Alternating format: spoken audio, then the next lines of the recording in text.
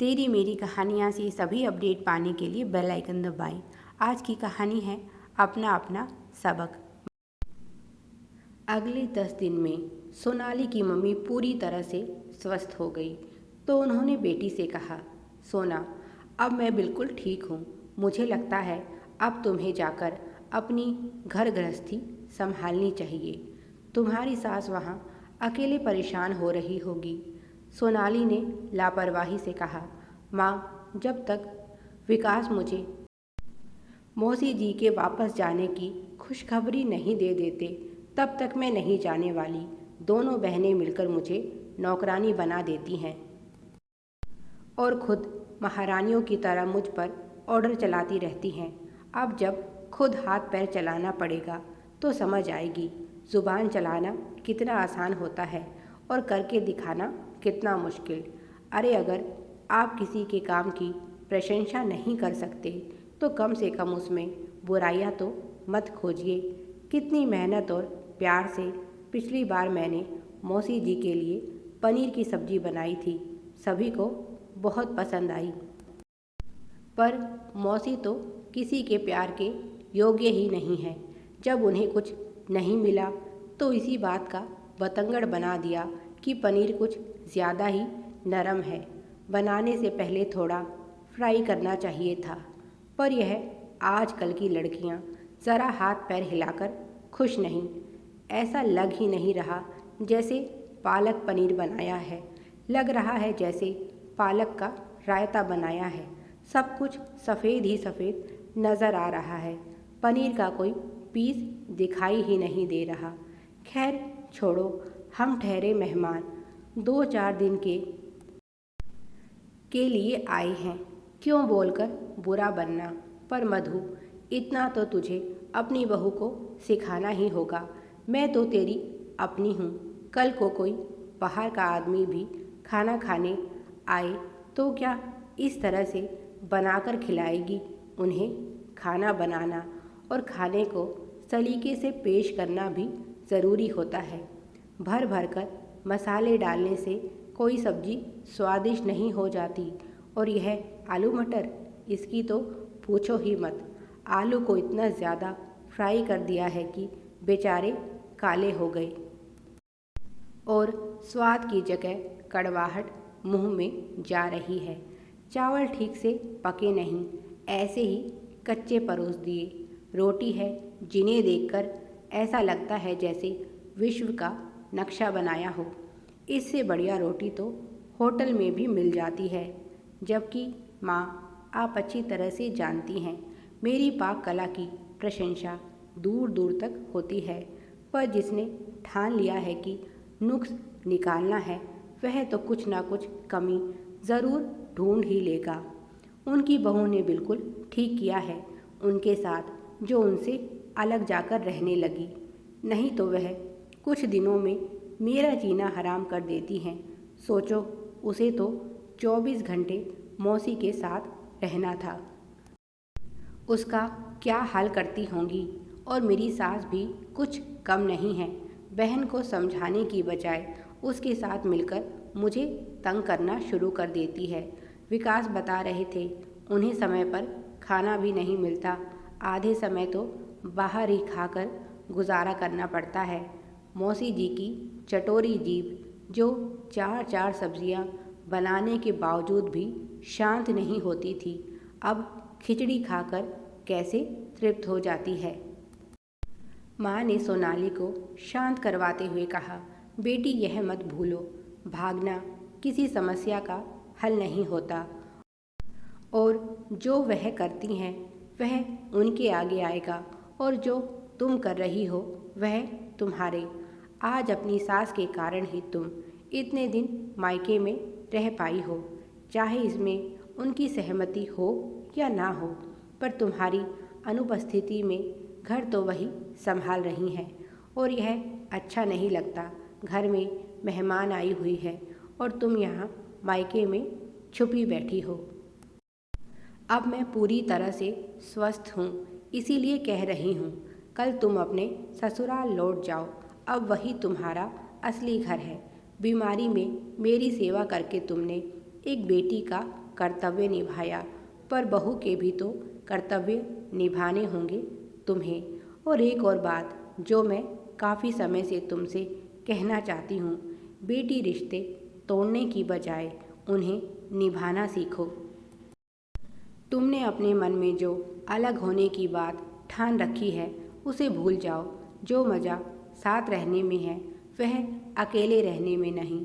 तुम ही सोचो, अभी तुम्हारा भाई छोटा है, कल को अगर फिर मुझे मेरी बेटी की ज़रूरत हुई तो क्या तुम अपना घर छोड़कर मुझे संभालने आ सकोगी?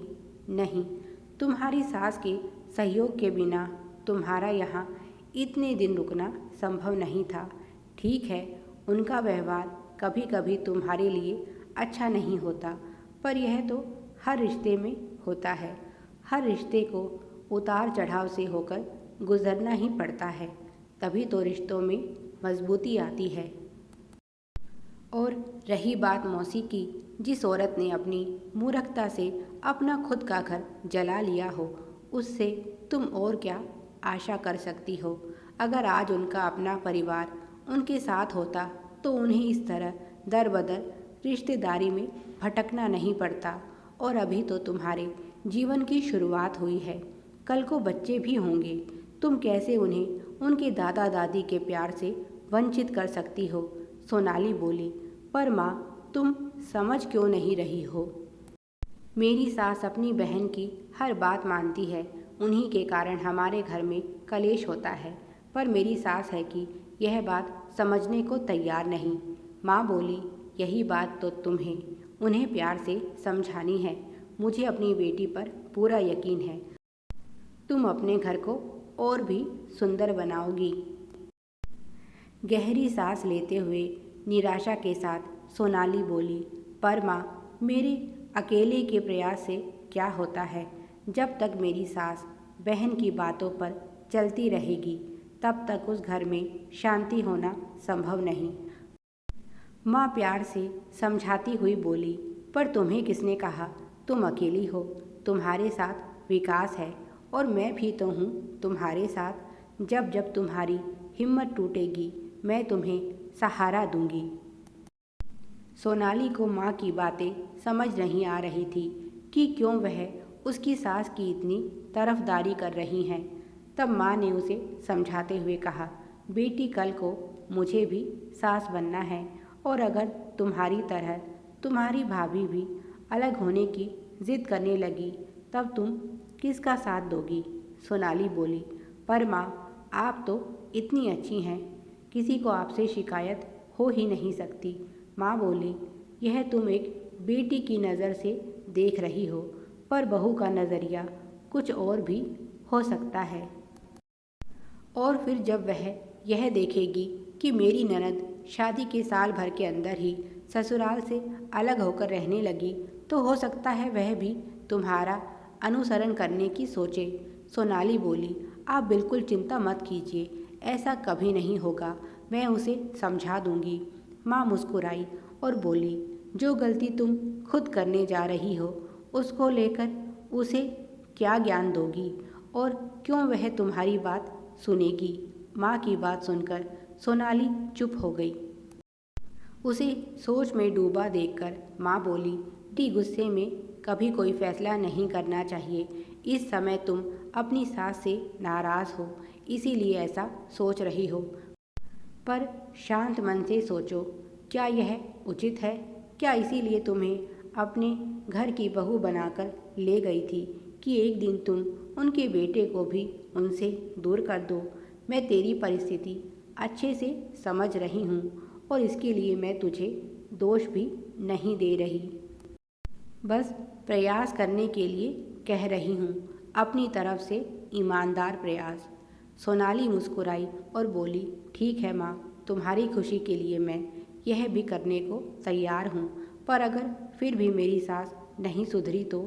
माँ मुस्कुराई और बोली, मैं तेरी सास को इतना तो समझती हूँ, मुझे यकीन है ज़रूर उनमें बदलाव होगा।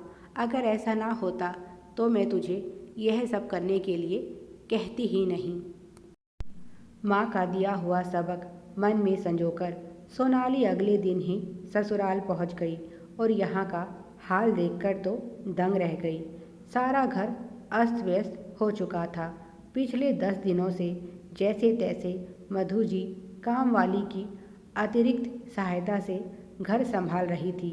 अचानक बहू को आया देखकर उन्हें खुशी भी हुई और दुख भी।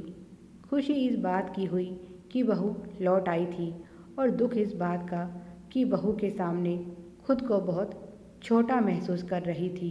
आज वे उन्होंने सोचा ज़रूर बेटे ने बहू के सामने सारी बात बताई है और वह सारे मन मुटाव भूल कर अपनी जिम्मेदारी संभालने घर लौट आई।